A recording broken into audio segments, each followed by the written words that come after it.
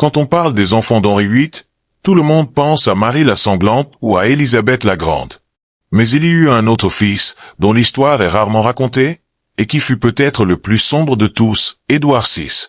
Un enfant monté sur le trône à seulement 9 ans, élevé comme le sauveur de l'Angleterre, mais qui finit par devenir une figure terrifiante. Sa vie ne fut pas celle d'un simple garçon malade et fragile.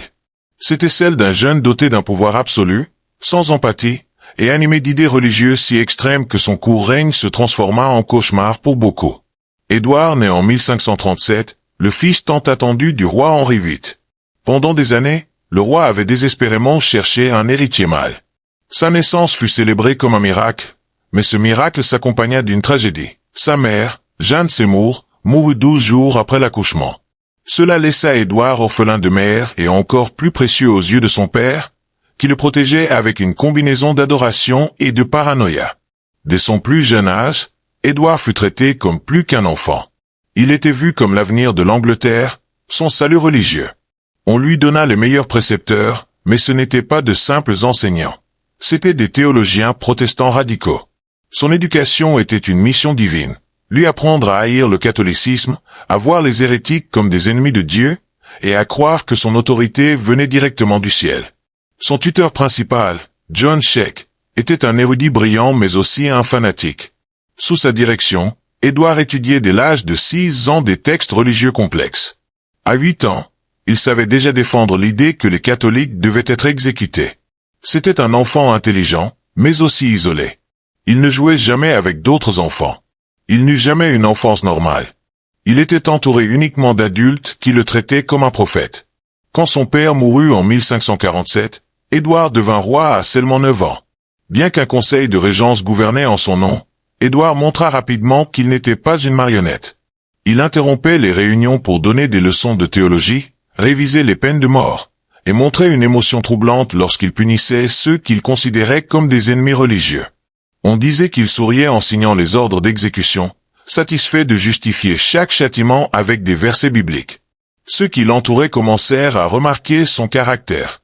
Il n'avait aucun intérêt pour les jeux. Tandis que d'autres enfants jouaient, lui lisaient sur l'Inquisition et prenaient des notes sur les méthodes de torture. Ses domestiques découvrirent des dessins qu'il avait réalisés représentant des châtiments, avec des commentaires détaillés sur leur efficacité. Il était obsédé par la souffrance, le châtiment, la pureté religieuse. Ses idées n'étaient pas que des paroles. Il écrivait des sermons qui étaient lus dans les églises à travers tout le pays. Il ordonnait des punitions cruelles, comme forcer un domestique à rester des heures sous le soleil pendant que d'autres lui jetaient de la nourriture pourrie. Il observait ces humiliations avec attention, comme s'il menait des expériences. Quand une servante mourut après avoir été fouettée pour avoir prié en secret, sa seule réaction fut d'écrire que le châtiment avait été plus efficace que prévu. Avec sa famille aussi, il se montra cruel. Pour Marie, sa sœur aînée, il la considérait comme une hérétique dangereuse. Dans des lettres privées, il la qualifiait d'« ennemie du Christ » et de « bâtarde » et planifiait de la déclarer illégitime pour l'exclure de la succession.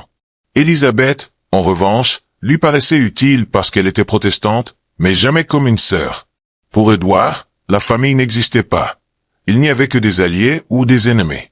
Lorsque sa santé commença à se dégrader en 1553, au lieu de se calmer, Édouard devint encore plus extrême. Il savait que s'il mourait, Marie hériterait du trône et rétablirait le catholicisme. Cela le remplissait de terreur et de haine. Il commença à se réunir en secret avec des nobles protestants radicaux. Avec John Dudley, duc de Northumberland, il planifia un coup d'État, faire arrêter ou tuer ses sœurs et placer sa cousine protestante, Jeanne Grey, sur le trône. Édouard rédigea des lois, des listes de catholiques à exécuter, des biens à confisquer et des règles pour une police religieuse qui contrôlerait la vie de tous les citoyens. Il rédigea même de fausses confessions et des punitions publiques pour les nobles catholiques. Bien que son corps s'affaiblissait, son fanatisme grandissait. Il passait des heures à délirer sur les martyrs, les hérétiques et les châtiments divins. Les médecins pensent aujourd'hui qu'il souffrait de tuberculose et peut-être aussi d'un empoisonnement à l'arsenic, dû à de mauvais traitements. Sa peau devint verdâtre, son corps sentait mauvais, il perdit ses cheveux et souffrait de convulsions. Mais même la douleur ne le rendit pas plus compatissant. Dans ces derniers jours, Édouard écrivait entre deux cris, suppliant ses alliés de poursuivre son plan, même après sa mort.